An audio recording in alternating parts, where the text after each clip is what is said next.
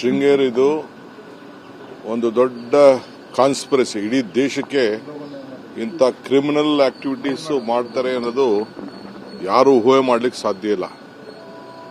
So ಮಾಜಿ ಶಾಸಕರಾದಂಥ ಜೀವರಾಜ್ ಅವರು ಯಾವ ರೀತಿ ಅಧಿಕಾರಿಗಳನ್ನ ಅವರ ಹತ್ರ ಕೆಲಸ ಮಾಡ್ತಿದ್ದಂಥ ಅಧಿಕಾರಿಗಳನ್ನ ದುರುಪಯೋಗ ಮಾಡಿಕೊಂಡು ಮಾಡಿದ್ದಾರೆ ಅನ್ನೋದಕ್ಕೆ ಇದೊಂದು ದೊಡ್ಡ, ಇಡೀ ದೇಶಕ್ಕೆ ಒಂದು ದೊಡ್ಡ ಸಾಕ್ಷಿ ಇದು. ಇದ್ರ ಬಗ್ಗೆ ನನಗೆಲ್ಲ ರಿಪೋರ್ಟ್ ಬಂದಿದೆ, ನಾನೀಗ ಸ್ಟಡಿ ಮಾಡ್ತಾ ಇದ್ದೀನಿ.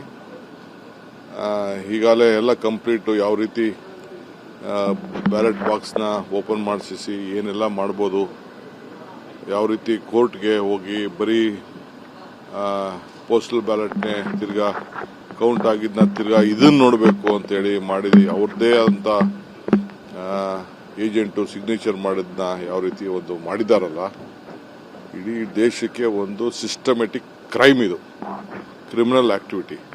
ಈ ನನಗೇನು ರಿಪೋರ್ಟ್ ಬಂದಿದೆ ಆ ರಿಪೋರ್ಟ್ ನಾನು ನೋಡ್ಬಿಟ್ಟು ನಾನು ಮತ್ತೆ ಅಲ್ಲೆಲ್ಲರೂ ಬೇರೆ ಅಲ್ಲಿ ಮುಂದಕ್ಕೆ ಹೋಗ್ತೀನಿ, ಅಲ್ಲಿ ನಾನು ಮಾತಾಡ್ತೀನಿ. ನನಗೆ ಇಡೀ ರಾತ್ರಿ ಎಲ್ಲ ಇದ್ರ ಬಗ್ಗೆ ನಾನು ವಾಚ್ ಮಾಡಿದ್ದೀನಿ. ಇದನ್ನ ನಾವು ಲೀಗಲ್ಲು ಬ್ಯಾಟಲ್ ಮಾಡ್ತೀವಿ.